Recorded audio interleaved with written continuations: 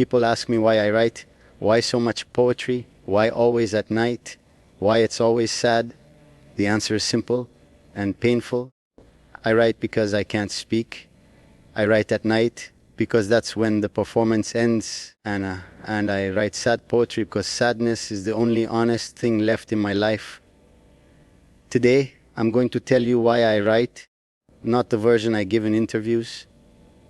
The real reason, the one I've never said out loud, because maybe saying it once, even to strangers, will make carrying it lighter. During the day, I am the crown prince, every word measured, every expression controlled, every moment observed. I smile when expected, I speak when required, I perform composure because that's the role, and the role doesn't allow weakness, doesn't allow doubt, doesn't allow the luxury of being human in public. So I carry everything inside, every frustration, every disappointment, every moment of loneliness, every question I'm not allowed to ask. I carry it all, silently, professionally, perfectly, until the day ends. And when the day ends, when the meetings finish, when the appearances are done, when the cameras turn off, I'm finally alone. And in that aloneness, everything I carried rises to the surface. The weight I can't show, the emotions I can't express, the truth I can't speak, it all comes up, and I have two choices: bury it again or release it. I choose release, and the only safe way to release it is poetry. Poetry allows me to be honest without being specific, to confess without naming, to express without consequence. I can write about longing without saying who I long for. I can write about loss without explaining what I lost. I can write about distance without revealing who feels far away. Poetry is safe because it's interpretable. People read into it what they want.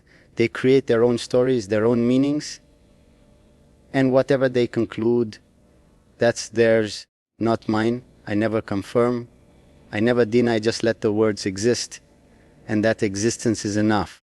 It satisfies the part of me that needs to be heard, without exposing the part of me that needs to stay protected. If I spoke directly about what I feel, there would be consequences, questions, judgments, pressure. But poetry lives in the space between truth and art. It can be both or neither, and that ambiguity protects me while still allowing me to speak. That's why I write, not because I enjoy it, but because I need it, the way some people need therapy, the way some people need faith. I need poetry. It's the only place where I can be completely honest and completely safe. At the same time, I write at night because that's when I am truly alone, not physically, emotionally. During the day, even when I'm by myself, I'm still performing, still aware that someone might walk in, still conscious that my behavior is being noted, still carrying the role. But at night, late at night, when the palace is quiet and the world has moved on, I'm finally invisible. No one watching, no one expecting, no one needing me to be anything other than what I am. And what I am in those moments is tired, not physically tired, emotionally exhausted, from carrying the weight all day, from pretending everything is fine, from performing strength I don't always feel. At night, I don't have to pretend. I can sit with the sadness, with the loneliness, with the questions that have no answers, and I can write about it without judgment, without interruption, without the pressure to be strong. Night is the only time that belongs to me, the only time I don't owe anyone anything, the only time I can exist without structure. So that's when I write, not because I'm inspired, but because I'm finally free enough to feel. And feeling, when you've suppressed it all day, comes out heavy. It comes out as sadness, as longing, as loss. And that's what fills the page. People notice that my poetry is almost always sad. They ask why I don't write happy poems, why don't write about joy, about love, about hope. The answer is simple. I don't write about those things because I don't feel them, not often enough to write about, not deeply enough to turn into words. My life is not filled with joy, it's filled with duty. And duty, no matter how honorable, is not joyful, it's heavy. I write about sadness because sadness is my most honest emotion. It's the one I feel most consistently, the one I carry most quietly, the one I'm never allowed to express publicly. I write about longing because I live in longing, longing for a life I'll never have, for choices I'll never make, for freedom I never experience. I write about loss because I've lost things that mattered, not to death, to duty, to expectation, to the system that decided my life before I was old enough to understand what that meant. I've lost relationships, I've lost time, I've lost versions of myself that might have existed if I'd been born somewhere else. That loss is real, and it never fully fades, so it shows up in the poetry again and again, because poetry is where loss is allowed to exist, where sadness doesn't need to be fixed, where I don't have to pretend I'm okay. I can just be honest, and honesty, when you live inside performance, is always sad, because the truth is, I'm not happy, I'm functional, I'm disciplined, I'm effective, but I'm not happy, and pretending otherwise would be a lie. So I don't write happy poetry, I write true poetry, and the truth for me is sad. People analyze my poetry endlessly, they search for clues, they try to figure out who I'm writing about, what I'm writing about. The truth is, I'm writing about everything I can't say. I'm writing about the marriage I didn't choose, about the distance inside it, about the respect that exists without intimacy, about the role I fulfill without feeling.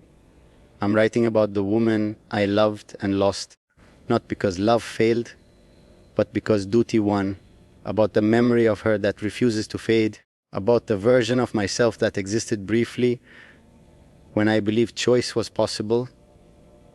I'm writing about my father's silence, about the forgiveness that never came, about the distance between us that will never close, about the approval I stopped seeking because I finally understood it was conditional.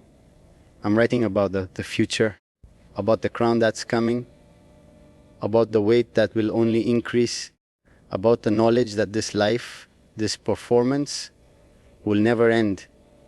I'm writing about loneliness, the specific kind of loneliness that exists when you're surrounded by people constantly, but none of them truly see you. I'm writing about all of it in fragments, in metaphors, in lines that sound beautiful but carry grief. That's what the poetry is. It's not art for art's sake, it's survival. It's the only way I can process what I'm living without breaking. Writing doesn't solve anything. It doesn't change my life. It doesn't make the weight lighter. But it does give me something. Release. For a few hours each night, I get to be honest. I get to feel without filtering. I get to exist without performing. And that release, temporary as it is, keeps me going. Because if I didn't have that outlet, everything I carry would turn inward. And inward grief destroys. It becomes resentment, bitterness, numbness. Poetry prevents that. It allows the sadness to exist outside of me, on the page, in the world, where it can be seen without being traced back to me directly. And that distance is essential, because if people knew exactly what I was writing about, if they knew who I was writing about, the poetry would stop being safe. It would become evidence, ammunition, a problem to manage. So I keep it vague, I keep it poetic, I keep it in the space where truth and art overlap, and in that space I survive. I'll never stop writing, not because I want to be a poet, but because I need to stay human, and writing is the only way I know how, the only place where I can exist fully, without boundaries, without expectations, without the role that defines every other moment of my life. People think writing is a hobby. It's not. It's survival. It's the difference between carrying grief silently until it destroys me, and releasing it in a way that allows me to keep functioning. I write sad poetry late at night because that's when I'm most myself. When the performance ends, when the role pauses, when I can finally be honest about what I feel. And what I feel is sad. Not always, not exclusively, but often enough that sadness fills the page, and I'm okay with that. Because sadness is honest, and honesty, even when painful, is better than pretending. Why do I write sad poetry late at night? Because that's when I'm finally alone enough to feel, and what I feel is the weight of everything I carry during the day, the duties I fulfill without choosing, the relationships I maintain without intimacy, the loss I carry without acknowledgement, the loneliness I survive without complaint. All of it comes out at night, in words, in verses, in poetry that sounds beautiful but carries grief. I don't write to be understood. I write to survive, and if the poetry resonates with people, if it moves them, then maybe my sadness serves a purpose. Maybe it reminds others they're not alone in what they feel. Maybe it gives language to emotions people carry but can't express, and maybe that's enough, not happiness, but purpose. That's why I write, not because I want to, but because I need to, and I'll keep writing late at night when the world is quiet and I'm finally free enough to tell the truth, even if only on the page. If my poetry has ever moved you, now you know why. It's not performance, it's confession. And confession, even in poetry, is the only honesty I have left. Thank you for listening.